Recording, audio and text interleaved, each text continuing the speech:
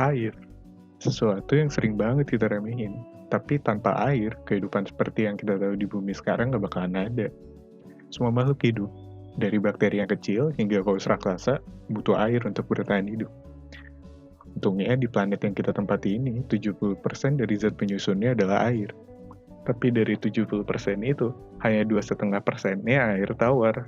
Tambah lagi, dari 2,5% air tawar tersebut, hanya kurang dari 1%-nya yang mudah diakses untuk manusia. Itu hanya sekitar 0,025%. 0,025% ini bentuknya adalah danau, sungai, air hujan, dan bentuk-bentuk lain air di permukaan.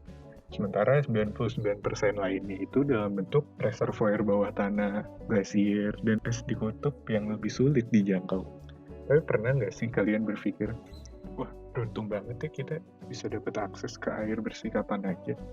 Betul banget. Bersyukurlah kalau kalian termasuk ke 92% orang Indonesia yang bisa dapat akses ke air bersih. Nah, kalau kalian termasuk ke golongan orang tersebut, kalian adalah salah satu dari 92% penduduk Indonesia yang dapat pasokan air cukup bersih. Terus, kenapa disebut air cukup bersih? Karena menurut standar WHO, 92% air itu mayoritasnya masih punya banyak kontaminan, baik logam berat, feses, maupun bahan kimia berbahaya lainnya. Sementara untuk 8% orang lain, atau hampir 20 juta orang, sayangnya air bersih tersebut masih merupakan sesuatu yang sangat sulit atau bahkan tidak bisa didapat sama sekali. Dan buat contohnya aja, nggak usah jauh-jauh. Bahkan di ibu kota negara kita aja masih ada wilayah yang kualitas dan kuantitas airnya tidak layak konsumsi.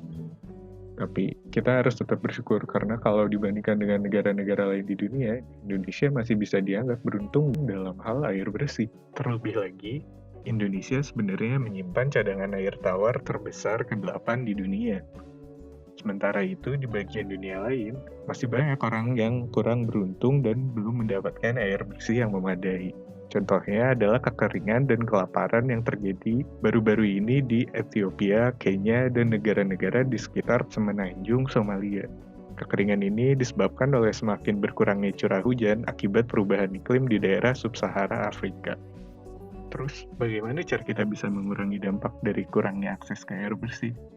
Cara paling utama dan paling mudah yang bisa dilakukan oleh individu adalah dengan mengurangi terbuangnya air bersih dalam kegiatan yang biasa kita lakukan sehari-hari, seperti mencuci, memasak, dan mandi. Cara lain yang bisa kita lakukan secara individu adalah memperhatikan penggunaan barang sehari-hari yang ramah lingkungan atau berdampak kecil terhadap lingkungan. Selain dari itu, kita juga bisa mendorong kebijakan yang menguntungkan lingkungan secara politis dengan memilih pemimpin yang memiliki kebijakan yang baik bagi lingkungan. Terima kasih sudah menonton. Semoga informasi yang saya berikan bermanfaat dan menyadarkan kita betapa pentingnya air bagi kehidupan.